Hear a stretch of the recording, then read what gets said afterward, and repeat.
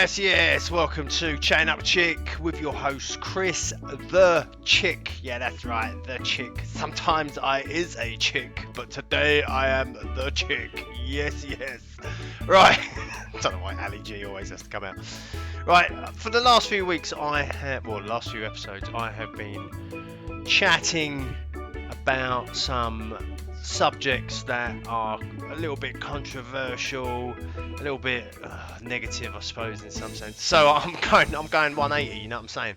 I'm going to start talking about something that is, in my mind, upbeat and something for you guys to track me with as I go through this process. So what's happening is I, Chris the Chick, am doing tour Aotearoa next year in March, COVID permitting, obviously. if COVID ruins my opportunity to tour Aotearoa, I was gonna whoop its ass. You know what I'm saying? I was gonna pull him out. I was gonna bend him over my knee, and I'm gonna go whack.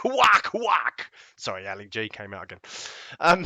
So for those of you who don't know anything about tour Aotearoa, basically what it is, and for those who are listening overseas, it is basically a bicycle ride of the whole length of New Zealand, which to some people, um, it's like the biggest thing ever. Like, what the?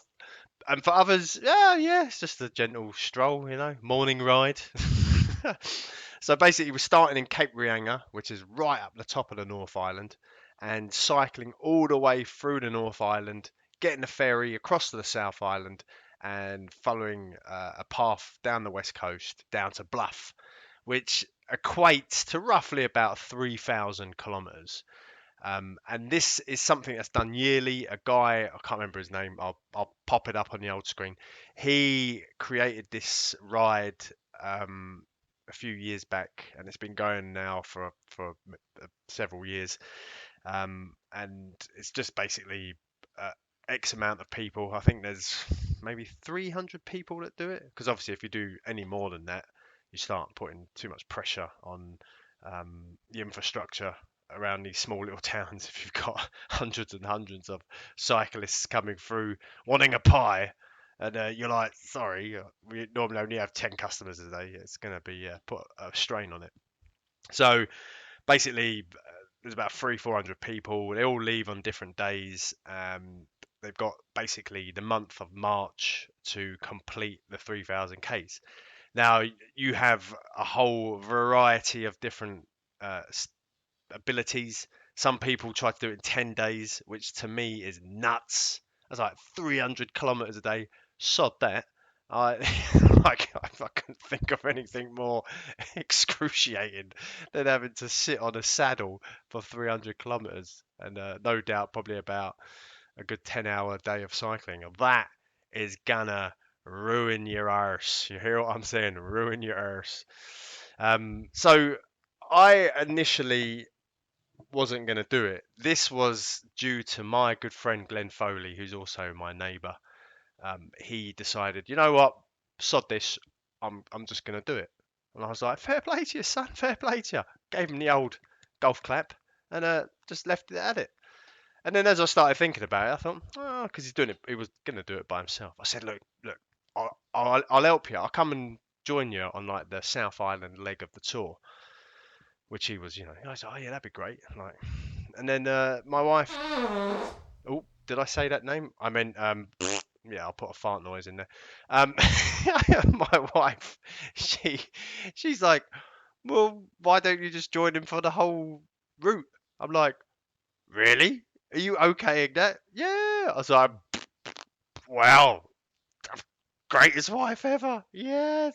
So I got the permission to do the whole trip. Now, I told my neighbour, yes, I'm going to do it. I must admit, I'm a little pensive now after figuring out that we'll be doing on average about 125 kilometres a day, day after day after day after day. And yeah, we went out for a cycle last week and hit the 100k mark, and my butt was a burning. You know what I'm saying? It was a burning. So I'm actually dreading it a little bit. I'm not gonna lie. But the whole point of this this little series of podcasts I want to do is actually I want to make a big deal out of this. I've spent too much of my life kind of dismissing a lot of things that I do, and not dismissing in a way where I'm like, oh yeah, no, that's got no effect, whatever. But kind of dismissing it in, I don't want the spotlight on me, and I still don't to some degree. But at the same time, I realise this is quite a significant um, journey, adventure. Not only am I going to be spending the best part of a month with one person, um, cycling from one end of the country to the other, but also I'm going to be pushing my physical limits. I haven't actually done, as a lot of people think I'm very active and athletic, and yes, I am, but I've never done anything of this magnitude. I remember, this is a great story. I remember training for the London Marathon while my mum was dying with cancer because I wanted to contribute something that went towards cancer research and also to make my mum proud and things like that. And I spent the best part of 6 months like working hard.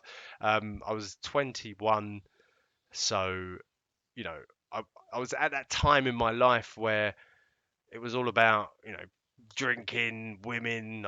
I smoked, and so doing this hard work was something that really pushed me physically.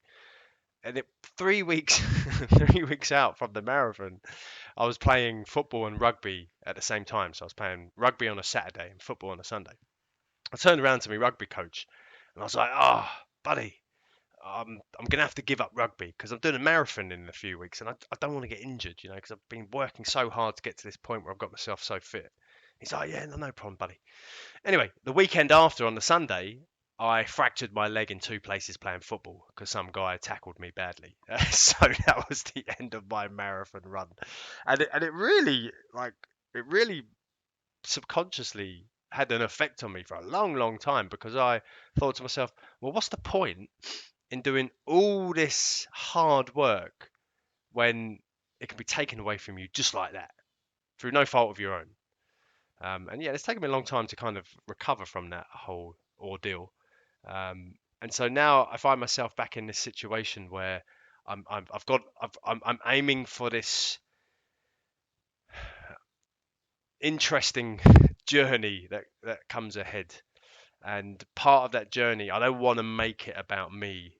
I want to make it about something bigger than me. So as part of this journey, I'm going to raise money for two charities. That's Big Brothers Big Sisters, where I've been a mentor for kids, and Aotearoa Animal Rescue, where my wife and I have adopted two rabbits that were rescue rabbits from this place. So I want to make this trip about them, but at the same time, I still want to do a series of podcasts, kind of building myself up to this big grand tour of New Zealand, where I'm gonna, have a GoPro and document every day, like the thoughts and feelings of the day, and whether it was a tough one or what we, I just want to make a big deal of it. So I'm looking to you to donate some money on my Give a Little page, which will pop up on the screen right now. There it is. And donate. I don't care how much you donate. If it's $1, it's fantastic, because it's not going to me. It's going to two special charities that are close to my heart. So I am super excited about where this is gonna go. Yes. Thanks for tracking with me. I'm going to hopefully try and do this weekly, especially after we've done one of our long rides over the weekend, just to tell you where we're tracking, tell you how we're doing with the money donation, stuff like that. And yeah, I can't wait. This is going to be fantastic. God bless you. You're all lovely. Chris the Chick signing off on Chatting Up the Chick. Yes.